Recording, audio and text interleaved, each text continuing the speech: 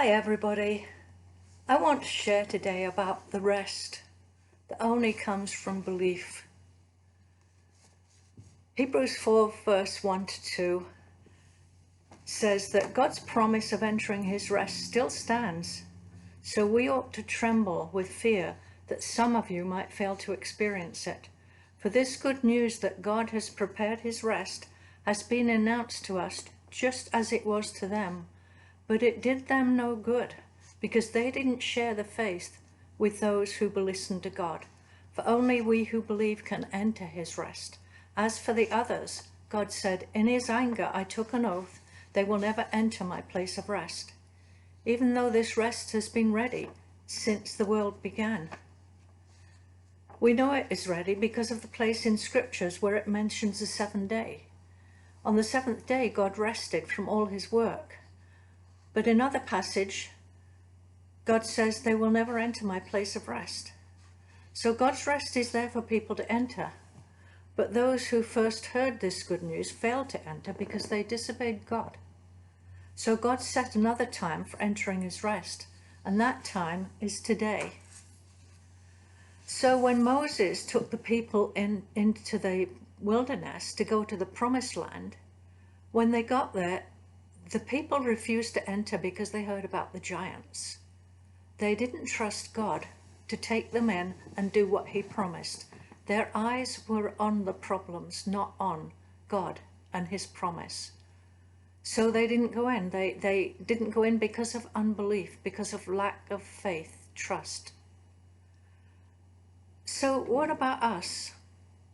You know, we have areas where we have giants in our lives, where there are fears that would stop us from taking hold of the promises that he's given us. Each one, the promises will be different, but there's a way to get there, which takes us past obstacles, that includes challenges, where we'll have to face the giants in our lives. And for me personally, my giant was a fear of health problems and the healthcare system in a whole. I had fears all my life. And even though it's improved, 3 years ago, I had to face the fact that I woke up one morning and couldn't walk.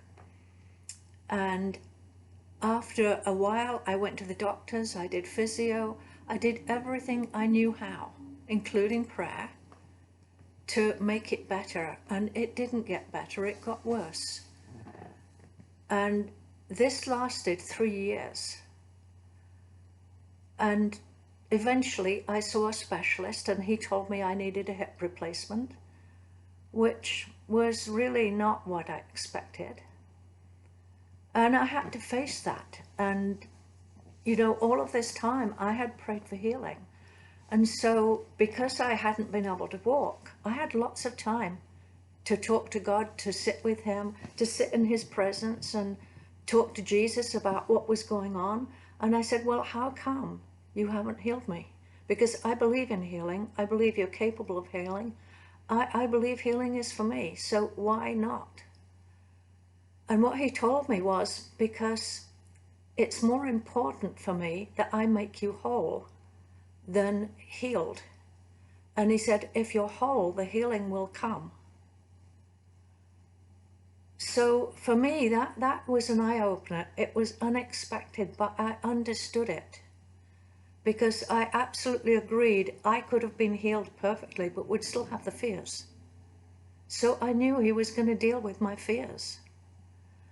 And in fact, what happened was, as I sat with him every day and shared my fears and shared honestly about what I was feeling and the discouragement and the doubts, and I'm too old, and how will I ever be able to do what you want? I can't walk. Will I be able to walk?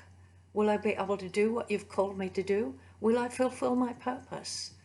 And for every single one that I brought to him, he replaced it with the truth. He told me that there would be a process to go through. And during that process, I gradually began to trust him more. And by the time I went for the operation, I have to tell you, I was in a place of rest and peace. And the morning of the operation, I had a joy and an excitement because I knew I was going to come out of that able to walk, able to do things that I hadn't done for 3 years, that I was going to be whole, that I was going to be able to continue with life. And I went through the operation. It was even better than I expected. I only had to take pain pills for the first 2 days, and I had no pain after that. I recovered really fast. By 3 weeks' time, I was walking 3 kilometers with my walker. And I had a huge testimony. And one of the things he had told me was that I would have a testimony. And that was one thing that encouraged me, because I thought that means that it's not going to be normal. And in fact, it wasn't. I recovered fast. But the really big testimony was the fact that I had no fear, that had been replaced by faith, because I believed what he told me. I trusted him to take me through, and he came through big time on that trust. He did everything he told me he would do. He brought me out the other side. And I just want to encourage any of you that you've got promises that God has given you. And maybe there's giants that are in your way, that are facing you, and you're wondering, can I really go in and trust God to look after me, to protect me and bring me into that promise? And I have to tell you that you can.